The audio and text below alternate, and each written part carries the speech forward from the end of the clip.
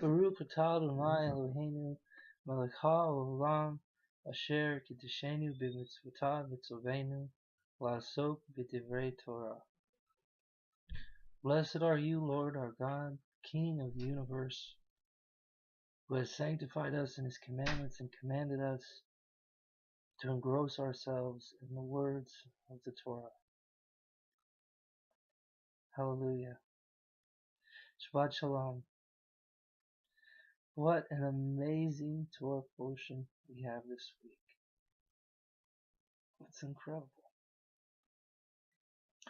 It merely cannot be described in just the physical.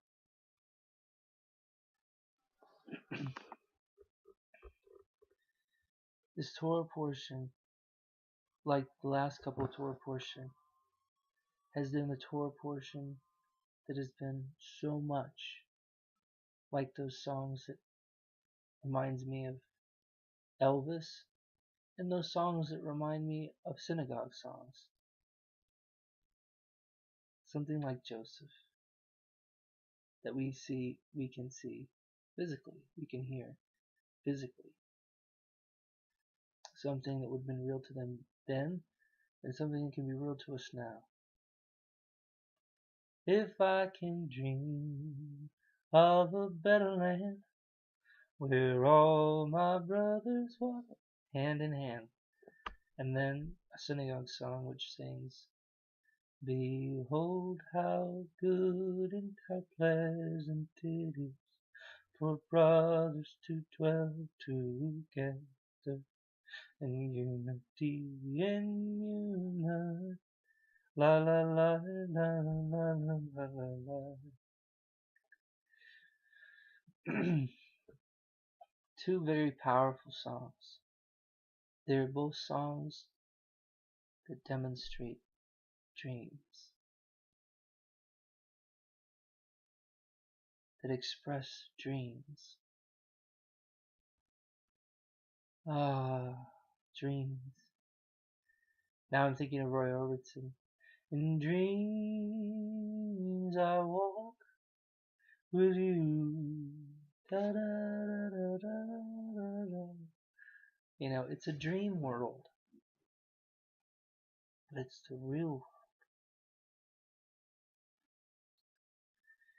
In this, like last week's, in the culmination of these, we find that on this time of month, in the month of Kislev, in the 9th year, counting from Nisan, it's also known as one of the darkest.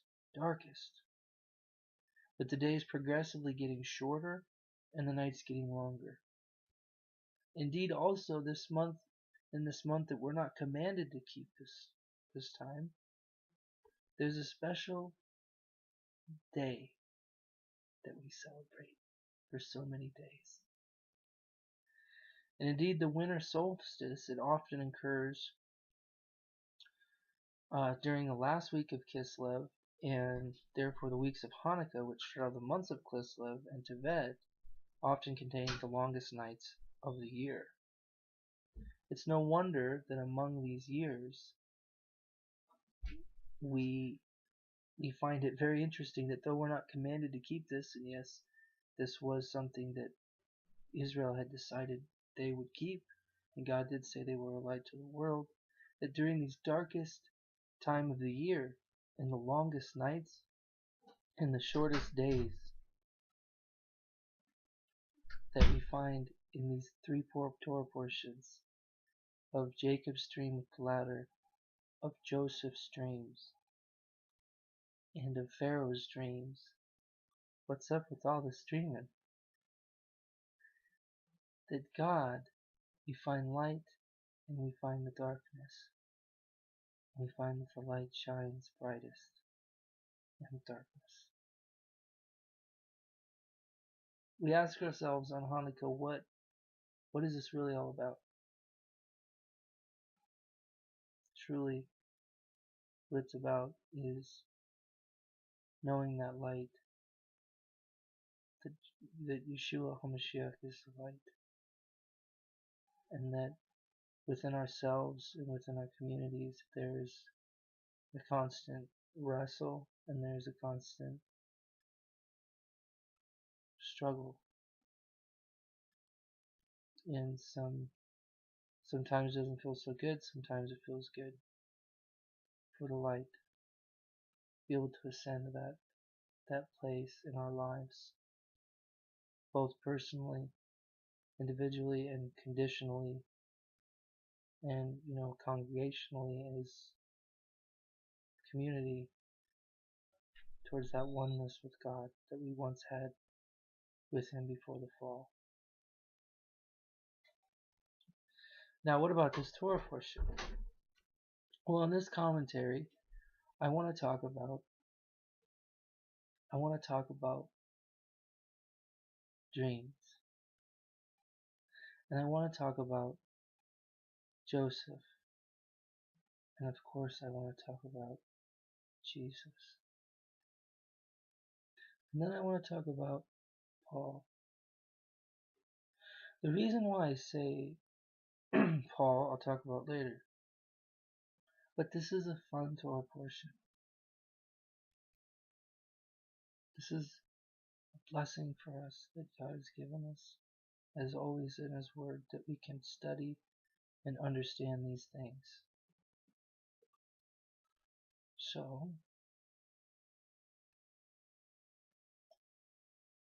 one of the things that I think points out in this Torah portion is the giving of Joseph. From the giving of his father,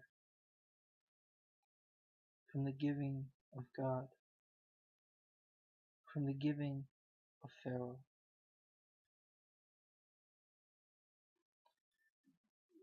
If we go back to Jacob, we remember that Jacob loved Rachel, and he wanted children with Rachel. Instead, he got 4 wives, and he got 12 kids. But he just wanted Rachel. And in this journey that God had set him up on, He didn't set any parameters other than He had showed him this ladder. He had given him a dream. God's love for humanity. Jacob's love for Rachel.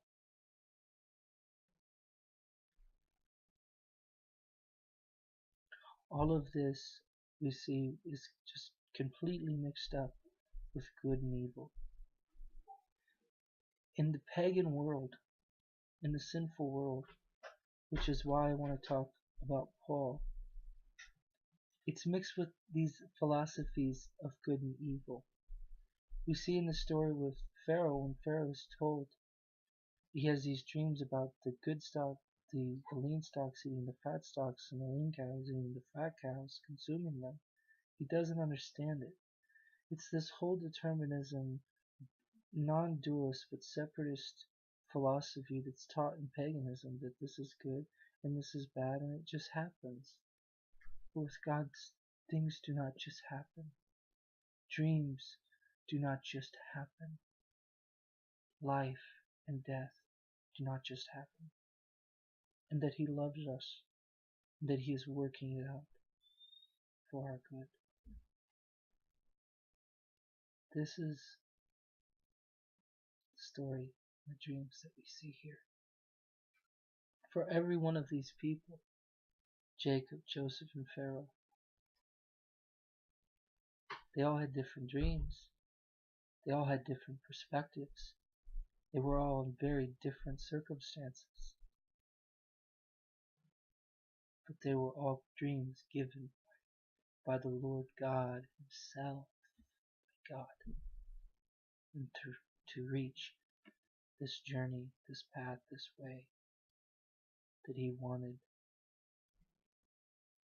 in us, for Him, for His love for humanity, to get that relationship back. And Joseph,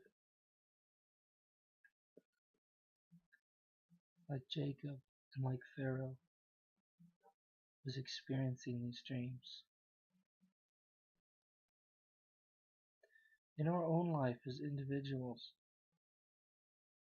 We go through many ups and downs, and God knows where we are arrived at life. Those things are being worked out for our good in Yeshua, in Jesus, HaMashiach, Christ, our Messiah.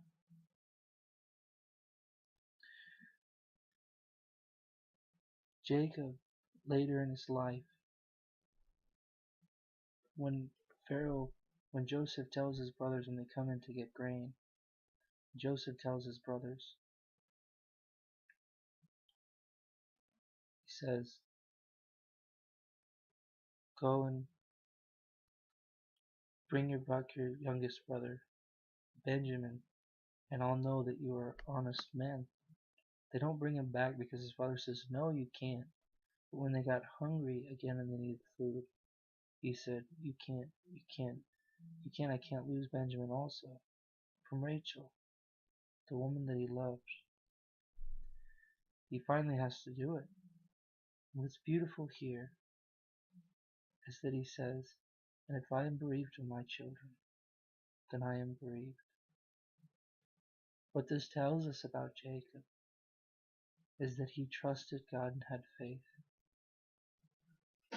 for his plan. And he believed and trusted the dream that God had given him. And he accepted the circumstances as part of the plan of God. And so he gave over Benjamin. With Jacob, what is beautiful here is he obeys God. With Joseph, it is the same way. What is beautiful here about his dream is he tells his brothers that the stars were bowing down. He tells his brothers that their sheaves are bowing down to his sheaves, and they throw him in a pit, and they sell him to the Ishmaelites, and the Ishmaelites, sell him to the Edomites, which is basically like all his family members. The Ishmaelites, the son of Abraham, his great grandfather, and then the Edomites, that's his uncle's kids. Those are his cousins. Edomites were, I believe, was Esau's, and then they sell him to the Egyptian, to Potiphar's house. And what does he do? Well, in the end, the dream comes true. What's beautiful about Jacob is that when he was given over, his love for his brothers, his love for his father, was so great that he gave. But it was even more beautiful is that he realized the plan of God, and that it was God's salvation, it was God's plan that he would be thrown in, that though these evil things had been done, he was able to look over and rise above their sin and see the plan of God, and he obeyed God. And that it was his obeying God in that land of Egypt, and knowing the salvation of the Lord and his plan, he was able to not only redeem the children of Israel, which is enough, even himself, which is enough, that was second only to Pharaoh, who was like Pharaoh in Egypt, who was treated like a god. But the greatest empires in the world was fed by his obeying God. And then we have Pharaoh. Pharaoh, a different perspective. But nonetheless, he was not satisfied, and he knew he was not satisfied with the interpretations of the world, of voluptuousness, of his necromancers and his sages and all of his pagan teachers who did not know God. He would not accept them. His ears were not pleased. His soul was not satisfied, and his spirit was not quieted by what they had told him.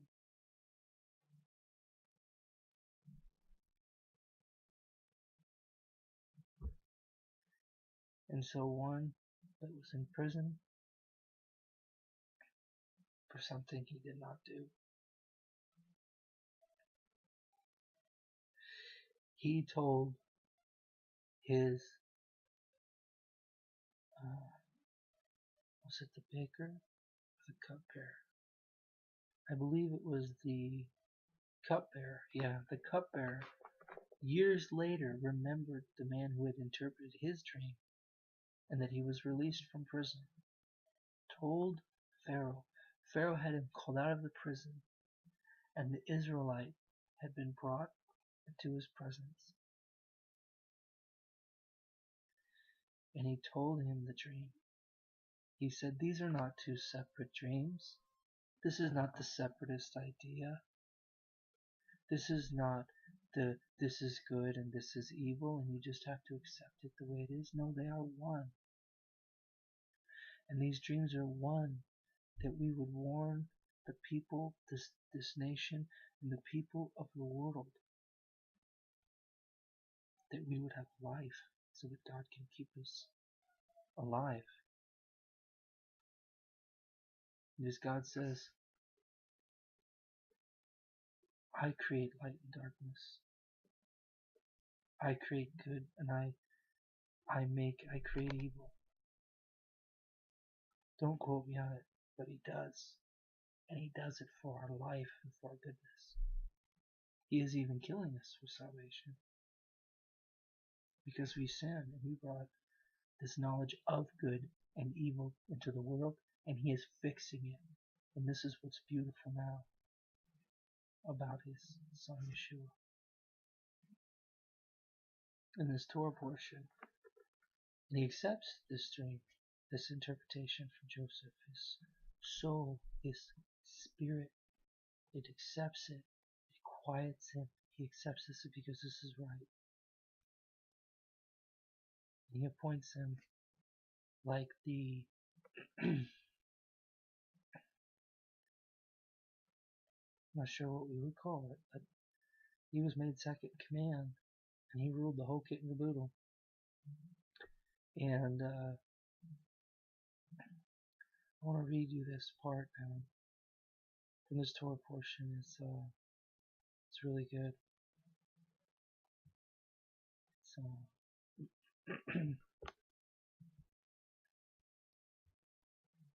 Luke chapter 4, verse 16. And he came to Nazareth, where he had been brought up. And as was his custom, he went into the synagogue on the Sabbath day, and he stood up to read, and the scroll of the prophet Isaiah was given to him. He unrolled the scroll and found the place where it is written, "The Spirit of the Lord is upon me, because he has anointed me to proclaim good news to the poor. He has sent me to proclaim liberty to the captives, and recover sight to the blind, to set at liberty those who are oppressed, to proclaim the year of the Lord's favor." And he rolled up the scroll and gave it back to the attendant and sat down. And the eyes of all in the synagogue were fixed on him. This is the truth. He is the light of the world. During this time in our lives when it's very dreamlike, it's very dark,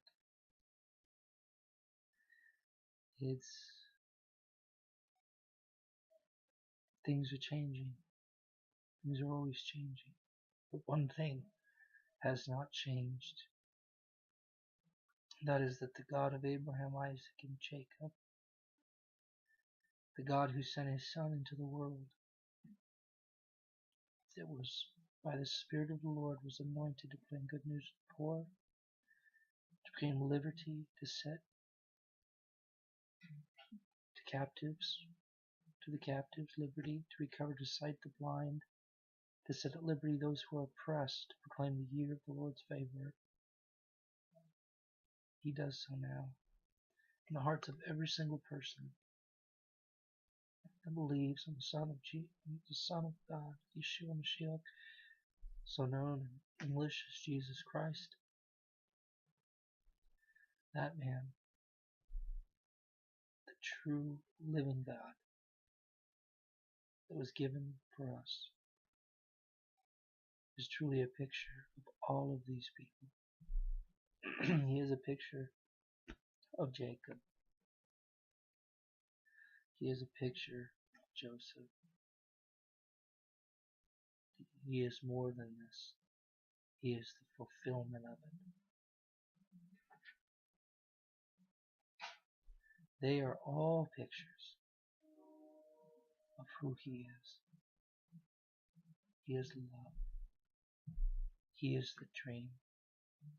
He is the way, the truth, and the life. And no man comes unto the Father but by Him. Shabbat Shalom.